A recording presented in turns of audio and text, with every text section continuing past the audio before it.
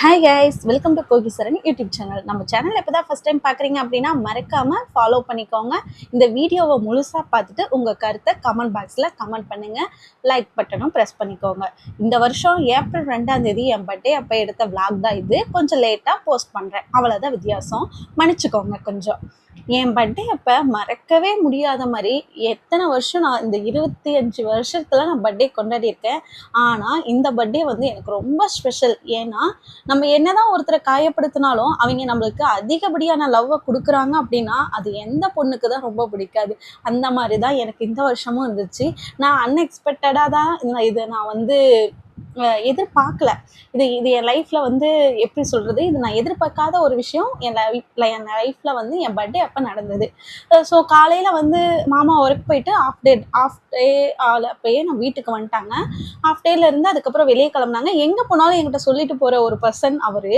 ஆனால் அன்றைக்கி எதுவுமே என்கிட்ட சொல்லலை. நானுமே வந்து சரி ஏதோ பர்த்டேக்கு ஏதோ ட்ரெஸ் எடுக்கிறாரு சர்ப்ரைஸாக, சரி நம்மளும் பெருசாக காட்டிக்க வேணாம் அப்படின்னு விட்டுட்டேன். ஆனால் போயிட்டு 10 மணி ஆச்சு, 9 மணி ஆச்சு, 10 மணி ஆச்சு. 10 மணிக்கு நான் கால் பண்ணுறேன், இன்னும் வீட்டுக்கு வரல அப்படிங்கிறப்ப ஒரு மாதிரி பேசினார். பயமாயிருச்சு என்னடா அப்படின்னு. அதுக்கப்புறம் பார்த்தீங்கன்னா ஒரு 12:30 பக்கம் வீட்டுக்கு வந்தார். அது வரைக்குமே நான் முழிச்சுட்டே தான் இருந்தேன். கால் பண்ணதும் நான் வெளியே வரேன், நீ எனக்கு அப்படியே வீடியோ எடுனாரு. வீடியோ எடுத்துட்டு அதுக்கப்புறம் வந்து ட்ரெஸ்ஸை கழட்டி காட்டினார் ஷர்ட்டை. நான் உண்மையாலுமே சொல்ல, நான் எதிர்பார்க்கவே இல்லை. பெரிய தம்பி வந்து தூங்கிட்டாங்க, அவனை எழுப்பி அதுக்கப்புறம் வந்து மாமா வந்து காட்டினாங்க. அதுக்கப்புறம் தான் நான் எப்படி சொல்கிறது, அந்த தருணத்தை என் லைஃப்பில் மறக்க முடியாது. ஸோ அந்த ஒரு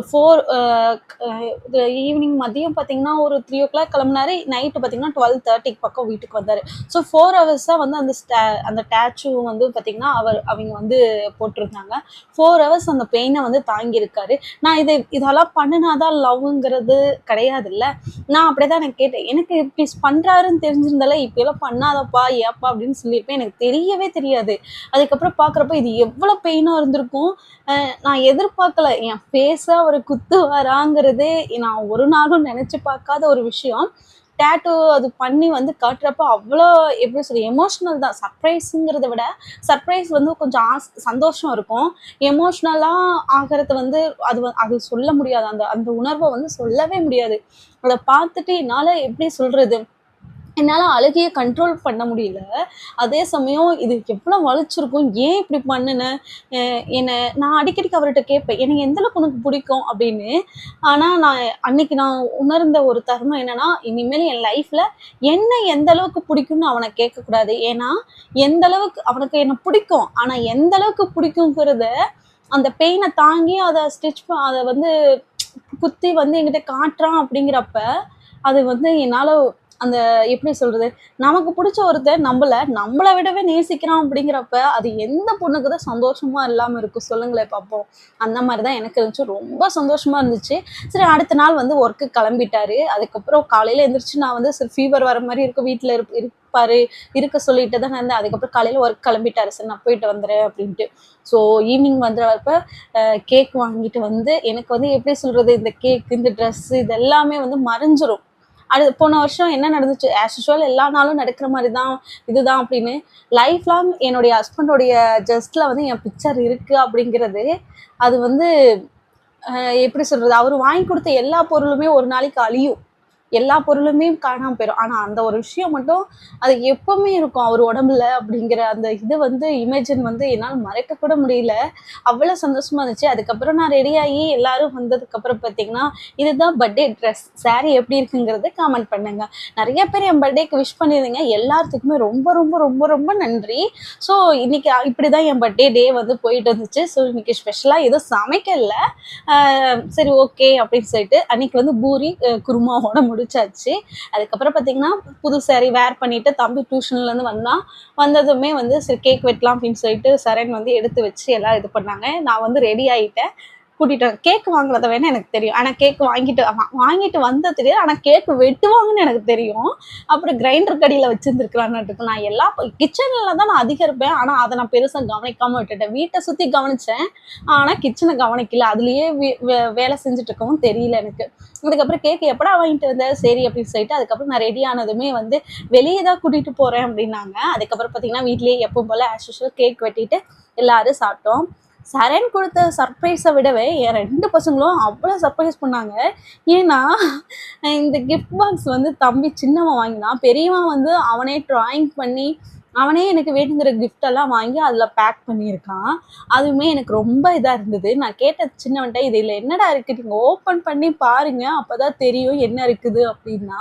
நானுமே ஓப்பன் பண்ணேன். ஓப்பன் பண்ண முடியல. "அப்படி இல்லம்மா, இருங்க நான் ஓப்பன் பண்ணி தரேன்." "பண்ணிட்டேன்டா இருடா" அப்படின்னு சொல்லிட்டு அதுக்கப்புறம் பண்ணி பார்த்தா, உண்மையாலுமே பொண்ணுக்கு வந்து ஒரு ஒரு ஒரு உமனா இருக்கீங்க அப்படின்னா, 1000 ட்ரெஸ்ஸு 1000 இது வாங்கி தரத விட, சின்ன சின்ன கிளிப்பு அழகா பொட்டு, ஒரு தங்கத்தையே வாங்கி குடுத்தா கூட நெறைய பேர் இப்ப தங்கத்த லைக் பண்றாங்க. ஆனா, நான் எப்படின்னா, எனக்கு சின்ன பொருள்னாலுமே, நான் டெய்லி யூஸ் பண்ற ஒரு பொருளா வாங்கி குடுத்தா, நான் அது ரொம்ப சந்தோஷப்படுவேன். வருஷத்துல ஒரு நாள் எடுத்து அந்த ட்ரெஸ் போடுறோம், அவ்வளதான். ஆனா டெய்லி நம்ம யூஸ் பண்ற இதெல்லாம் அது ரொம்ப சர்ப்ரைஸ் தான். அந்த மாரி என் பசங்க 2 பேருமே எனக்கு வந்து அழகழகா சின்னவன் குடுத்ததுல வந்து ஒரு லப்பர் பேண்ட் இருந்தது. பெரியவன் குடுத்ததுல வந்து பார்த்தீங்கன்னா, ஒரு பெரிய கிளிப் இருந்தது. ஸோ ஆஸ் யூசுவல் நம்ம அதிக டைம் ஒர்க் பண்றப்ப வந்து பார்த்தீங்கன்னா, கொண்ட போடுவோம். சரி அதுக்கு யூஸ் ஆகும். பரவாயில்லையே என் பையன் நல்லதா வாங்கி தந்துருக்கான். அப்புறம் என் வழக்கம் போல அவன் வந்து ட்ராயிங் பண்ணி ஐ லவ் யூ மம்மின்னு அதில கிஃப்ட்ல எழுதியிருந்தான். I love mum I love மம்மின்னு சொல்லி கிஃப்ட்ல எழுதியிருந்தான். நான் வந்து ஏய் என்னடா எல்லாரும் என்ன லவ் பண்றீங்க நீங்க அப்படின்னு சொல்லிட்டு. ஸோ எனக்கு வந்து இதெல்லாம் வந்து இவங்க 3 பேருமே எனக்கு ஒரு எப்படி அன்கண்டிஷனல் லவ் மாரி குடுத்துக்கிட்டே இருக்கவும், எனக்கு வந்து இந்த வேர்ல்ட்லயே நான் தான் ரொம்ப லக்கி கேர்ள் அப்படிங்கிற மாரி நினைப்பேன். நெறைய தருணத்தில என்னடா போங்கடா அப்படின்னு இருக்கும். ஒரு தருணத்தில மறக்கவே முடியாத மாரி என்னது இந்த இந்த விஷயத்துக்காக இதெல்லாம் சாக்ரிஃபை பண்ணிக்கலாம்டா லைஃப்ல. பரவால்ல. இவிங்க என்ன ஹேப்பியா வச்சிருக்காங்க. மத்த எந்த விஷயம் நடந்தாலும், இவிங்க என்ன நல்லா சந்தோஷமா வச்சிருக்காங்க அப்படிங்கிற இது எனக்கு ரொம்ப எப்படி சொல்லுது, ஒரு கர்வத்தையே குடுக்குதுன்னு வச்சுக்கோங்களேன். ரொம்பவும் அது சந்தோஷமா இருந்துச்சு. அந்த கிளிப்பெல்லாம் பார்த்து அ சரண் வாங்கி தரான்னா, அவன் மெச்சூர்டான ஒரு பெர்சன். அதனால என் ஹஸ்பண்டும் அவன் வாங்கி தரான். இவனுங்க வந்து சின்ன பசங்க மெச்சூர்டு இல்ல. இருந்தாலும் எனக்கு மெச்சூர்டா வாங்கி தரப்ப அது ரொம்ப சந்தோஷமா இருந்துச்சு. ஸோ அதுக்கப்புறம் பார்த்தீங்கன்னா, "இங்க பாருடி அவனுங்கள நான் பாராட்டவும், இங்க பாரு உன் பசங்கள விடவே நான் உனக்கு ஒரு படி மேல" அப்படிங்கிறதுக்கு டேட்டூ காட்டுனதுமே மறுபடியும் எமோஷனல் ஆயிருச்சு. எனக்கு அது ரொம்ப சந்தோஷமா இருந்துச்சு. "சூப்பர்டா, அழகா இருக்குடா, ஏன்டா" அப்படின்னு சொல்லிட்டு ஒரு நாள் ஃபுல்லா அது அழுது இதா இருந்துச்சு. அப்புறம் ரொம்பவே சந்தோஷமா இருந்துச்சு. அதுக்கப்புறம் பசங்க குடுத்ததெல்லாம் பார்த்து, "இங்க பாருடா என் பசங்க எனக்கு எவ்வளோ அழகழகா வாங்கிட்டு வந்து குடுத்துருக்குறாங்கன்னு" நான் சொன்னதும், மாமா இருந்துட்டு, "அவங்க என்னடி அவங்கள விடவே நான் உனக்கு அதிகமா ஒரு படி மேல போய் மாமா உன் படத்தையே வரைஞ்சிருக்கிறேன் நான் தான்டி" அப்படின்னு சொல்லிட்டு அவன் ஒரு பொசசிவா காட்டினான். அத பார்க்கவும் மறுபடியும் எமோஷனல் ஆயிருச்சு. அப்புறம் ஜாலியா எல்லாரும் சேர்ந்து ஜாலியா என்ஜாய் பண்ணோம். அந்த டேவே செம்ம சூப்பரா இருந்துச்சு. ஸோ நம்ம வீடியோ பிடிச்சிருந்தா லைக் பண்ணுங்க, ஷேர் பண்ணுங்க. மறக்காம கோகிசரன் யூடியூப் சேனலை சப்ஸ்கிரைப் பண்ணிக்கோங்க. நம்மள ஒருத்தர் தாங்குறாங்க அப்படிங்கிற ஒரு சந்தோஷமே இந்த உலகத்துல பெரிய சந்தோஷம். ஸோ இத எல்லாத்துக்கும்